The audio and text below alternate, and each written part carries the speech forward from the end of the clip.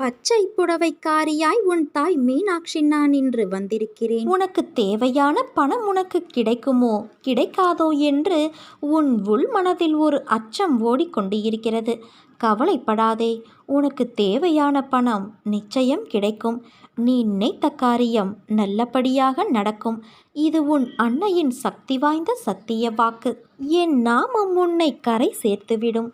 எனது திருநாமத்தை ஆத்மார்த்தமாக ஒரு முறை கூறினால் கிடைக்கும் பலன் அளவுக்கு பரிகார பூஜை செய்வதால் பலன் கிடைப்பது இல்லை என்பது இங்கு பலருக்கும் தெரியாது. பரிகாரம் என்பது ஏதோ ஒரு தோஷ நிவர்த்திக்காக செய்யப்படுகிறது. நாம ஜெபமோ எல்லா தடைகளையும் நீக்குகிறது. இதை உணராதவர்கள் பணத்தையும் நேரத்தையும் பரிகாரத்திற்காக செலவிடுகிறார்கள். ஆனால் நீயோ அவ்வாறு செய்யாமல் எந்த இடத்தில் இருக்கிறாயோ அந்த இடத்தில் இருந்தபடியே என் நாமத்தை ஆத்மார்த்தமாக உச்சரித்து வா. உனக்குள் ஒரு மாற்றம் உண்டாகும்.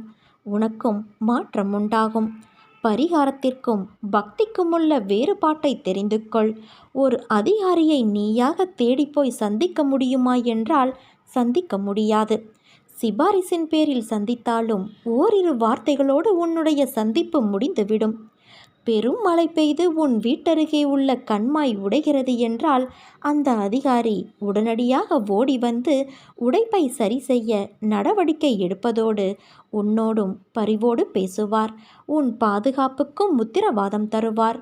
உன் கண்கள் என்கிற கண்மாய் கரை உடைந்து கண்ணீர் வெள்ளமாய் பெருகும்போது நானும் உனக்கு வேண்டிய பிற இறை சக்திகளும் ஓடோடி வந்து உன்னை பாதுகாத்து கொள்வோம். உனது எல்லா பிரச்சனைகளுக்கும் தீர்வு கிடைத்துவிடும்.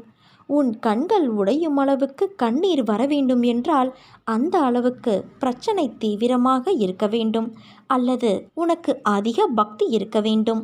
பிரச்சனை இருந்தாலும் இல்லாமல் போனாலும் பக்தியை வளர்த்துக்கொள்.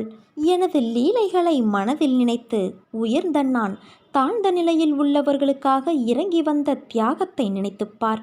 அப்போது உன் உள்ளம் முருகும், பக்தி பெருகும். எனக்கு எத்தனையோ திருநாமங்கள் உள்ளன.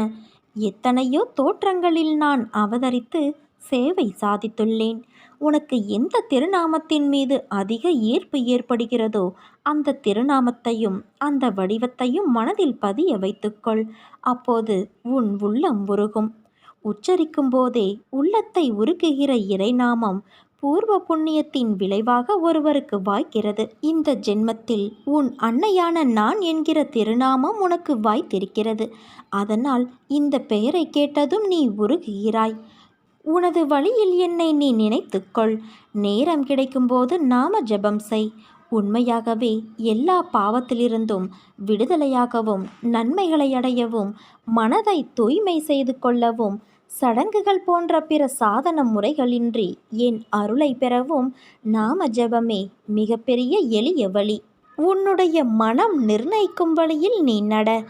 மற்றவருடைய மனம் நிர்ணயிக்கும் வழியில் அவர்கள் நடக்கட்டும். பிறரை பின்பற்றும் முயற்சியில் உன் மனதிற்கு எதிராக நீ செயல்படாதே என் குழந்தையே. அது உனக்கு நல்லதல்ல. நீ நம்பிக்கையோடு இரு, நல்லதே நடக்கும்.